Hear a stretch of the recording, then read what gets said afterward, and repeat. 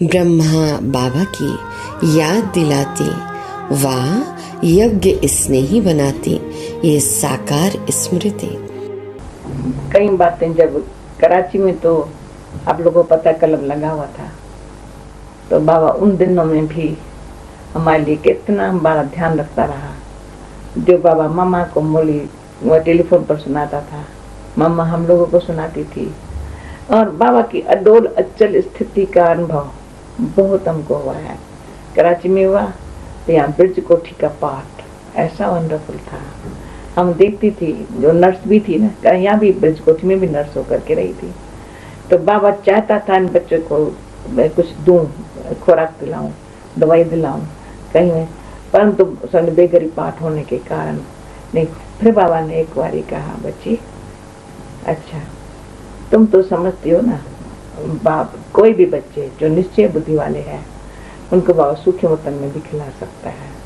किसका एक बहन थी जो समझाता उसको ऑपरेशन कराना पड़ेगा, तो बाबा ने कहा अच्छा उसको था ही नहीं, तो मैं कोई बॉम्बे में जाऊं ऑपरेशन कराऊं ये कराऊं। तो बाबा ने कहा अच्छा इसको आज हमारे पास लेके आना।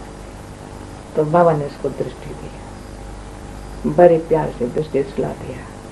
उसने वतन में देखा बाबा ने कैसा बैठ करके, उसका सारे फिक्र बहुत खराब थे, कैसे बाबा ने बैठ करके उसको सारा अंदर ही अंदर क्योर कर दिया। और ऐसे वो देख रही है तो बाबा सर्जन के रूप में कैसे मेरे को अच्छी तरह से, और दूसरे दिन उठी बिल्कुल ठीक ठाक थी।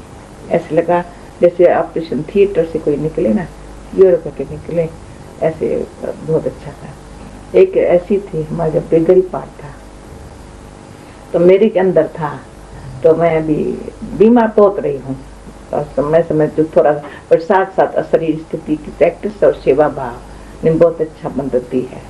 तो मुझे था बेगरी पाठ में, अभी मैं तो कुछ कर नहीं सकती हूँ, हमारे पास पैसा तो है नहीं, क्या मदद करूँ।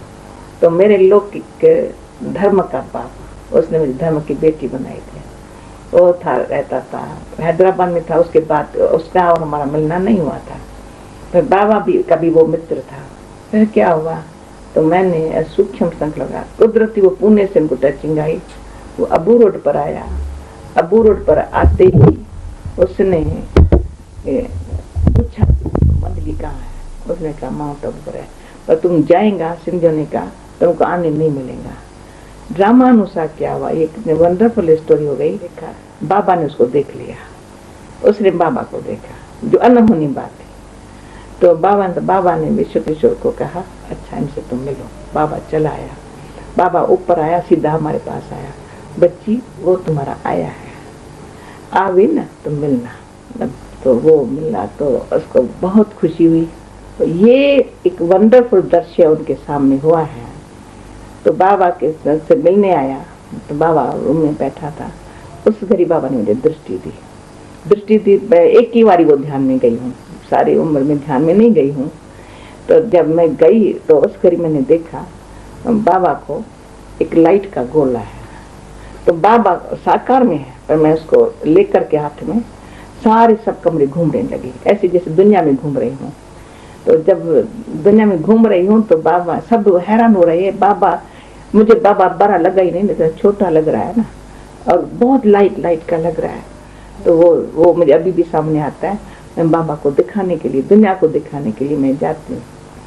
तो फिर क्या हुआ, तो वो जब देखा ना ये इतने नशे में, इतना इसको खुशी है, तो वो बाबा कहे ओ प्रभु जी, ओ भगत था ही, तो बाबा को प्रभु जी कह करके बाबा से मिला। परंतु फिर क्या हुआ, ये अचानक आया था ऊपर, उसको उम्मीद नहीं थी तो मैं कोई ऐसे होऊंगा। फिर जब जा रहा था तो उसके 13 रुपया सिर्फ उसके हाथ में था। तो कहा मेरे पास और तो कुछ है नहीं, मैं क्या करूं, ये 13 रुपया है। उन दिनों 13 रुपया बड़ी बात थी, और 13 रुपया भी उस गरीब भंडारी में जरूरत थी। तो 13 रुपया वो दे दिया। फिर नीचे गया तो बाबा ने कहा आनंद किशोर जाओ। तो आनंद किशोर नीचे गया, तो वो जो नीचे उनका कुछ था यज्ञ सेवा के लिए भेजा। जब वो भेजा तो उन दिनों में उसके वो जो बीज पर आना, तो बाबा ने कहा बच्ची जब भक्तों पर भीड़ पड़ती है तो भगवान इच्छा करता है जब भगवान पर वीर परिये तो भक्त निरीक्षा की शांति